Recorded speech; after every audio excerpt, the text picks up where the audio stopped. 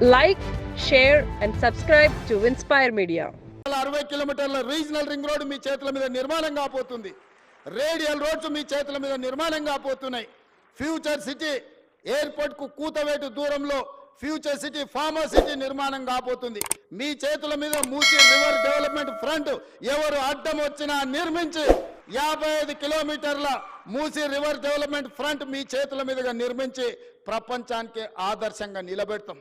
లండన్లో Hudson river ఉంటుంది, అదే లండన్లో థేమ్ రివర్ ఉంటుంది, అమెరికాలో హడ్సన్ రివర్ ఉంటుంది, అదేవిధంగా గుజరాత్లో మీకు సబర్మతి రివర్ ఫ్రంట్ ఉంటుంది. హైదరాబాద్ నగరానికి న్యాచురల్గా ఉన్న మూసీ రివర్ ఎందుకు అభివృద్ధి చేసుకోవచ్చా అని నేను అడుగుతున్నా. ఇవాళ నేను మిమ్మల్ని అడుగుతున్నా, కృష్ణ, గోదావరి, యమున, గంగా, సరస్వతి అన్ని నదుల పేర్ల మీద మన ఆడబిడ్డలకు పేర్లు పెట్టుకుంటున్నాం. అవునా? మన ఇంట్లో ఆడబిడ్డ పుడితే కృష్ణానో, కావేరో, గోదావరో, సరస్వతో, గంగానో అని నదుల పేర్లు మన బిడ్డలకు పెట్టుకుంటున్నాం. ఏ తండ్రి అయినా ఆయన బిడ్డకు మూసి అనే పేరు పెట్టుకున్నాడా?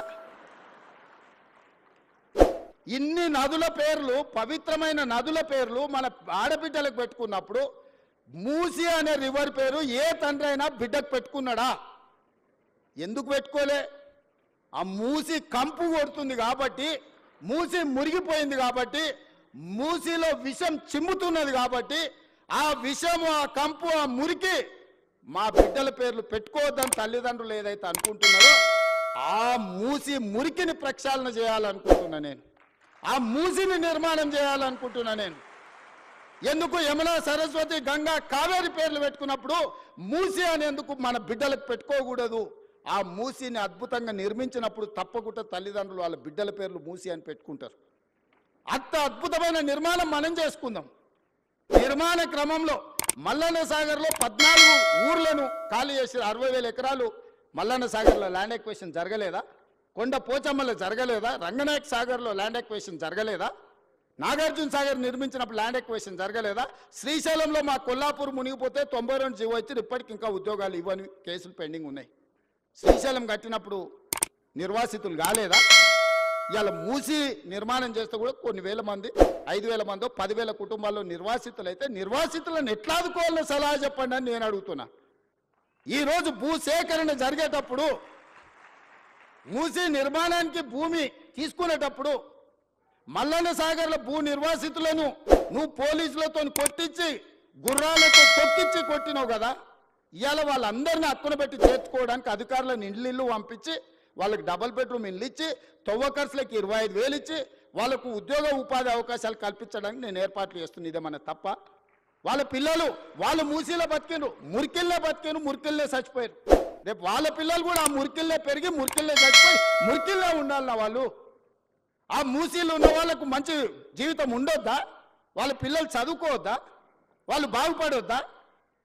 వాళ్ళందరినీ బాగు చేసే బాధ్యత ప్రభుత్వం తీసుకుందామని నేను చెప్తున్నా.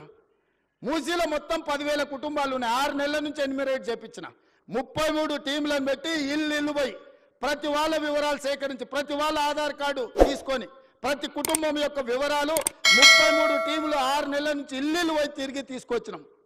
ఇప్పుడు అవేర్నెస్ ప్రోగ్రాంలో గోడ మీద మార్కింగ్ చేస్తున్నాం. ఇక్కడి వరకు మూసీ రివర్ బెడ్ ఉన్నది, ఆ పైన బఫర్ జోన్ ఉన్నది, ఇక్కడి వరకు వీటిని తొలగించాల్సి వస్తే మీకు నష్టపరిహారం ఇస్తామని చెప్పి మూసీలో గుడిసెలు వేసుకున్న వాళ్ళకి డబుల్ బెడ్రూమ్ ఇల్లు ఇచ్చి ఆత్మగౌరవంతో బతకడానికి తరలిస్తున్నాం.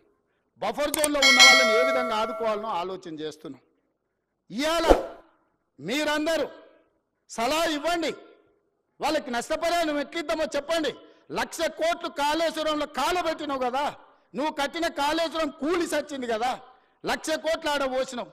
5-10 వేల కోట్లు మూసీలో ఉన్న పేదోళ్లకు మంచి ఇండ్లు కట్టించి, మంచి పాఠశాలలు కట్టించి, ఆ పిల్లలకు మంచి ప్లే గ్రౌండ్ ఇచ్చి, మంచి విద్యను నేర్పిస్తే వాళ్ళు భవిష్యత్తుకి పునాదులు అవుతారు. వాళ్ళ బాగు కోసం కష్టపడదాం. ఆ పనిలో మీ ఇక్కడున్న ఇంజనీర్లు భాగస్వాములు గాండి అని చెప్పి నేను మిమ్మల్ని అడుగుతున్నా.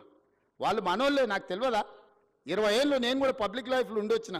జిల్లా పరిషత్ మెంబర్ నుంచి ముఖ్యమంత్రి వరకు వచ్చిన.